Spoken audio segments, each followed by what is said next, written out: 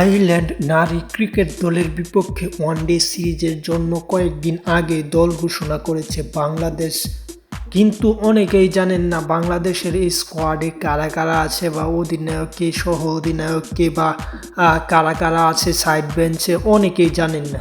সেজন্য মূলত এই ভিডিওটা আপনাদের মাঝে শেয়ার করলাম, যাতে আপনারা বিষয়টি জানতে পারেন কারা আয়ারল্যান্ড স্কোয়াডে আছে এবং আয়ারল্যান্ড সিরিজে কারা কারা খেলবে। তাহলে দেরি না করে আমরা দেখে আসি। তার আগে বলতে চাই একটি কথা, যারা এখন পর্যন্ত চ্যানেলটি সাবস্ক্রাইব করেননি চ্যানেলটি সাবস্ক্রাইব করে ফেলুন, যাতে পরবর্তী আয়ারল্যান্ড সিরিজের সকল আপডেট পেয়ে যান এবং সময়সূচি সহ কে জিতেছে কে হেরেছে বা ফলাফল সব কিছু পাবেন এই চ্যানেলে। তাই চ্যানেলটি সাবস্ক্রাইব করে রাখুন। তাহলে আমরা দেখে আসি।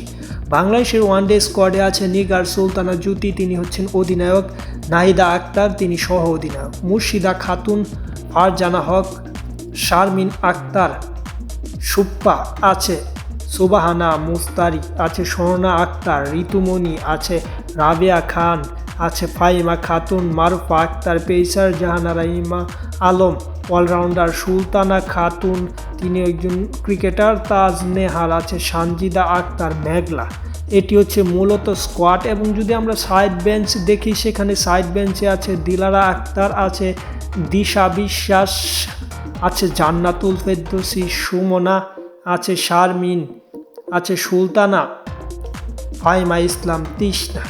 সব কিছু মিলিয়ে অত্যন্ত শক্তিশালী স্কোয়াড, যেটা আয়ারল্যান্ডের বিরুদ্ধে সিরিজটা জিতা বা তাদেরকে ওয়াইড করার মতন দল এটা বলা যায়।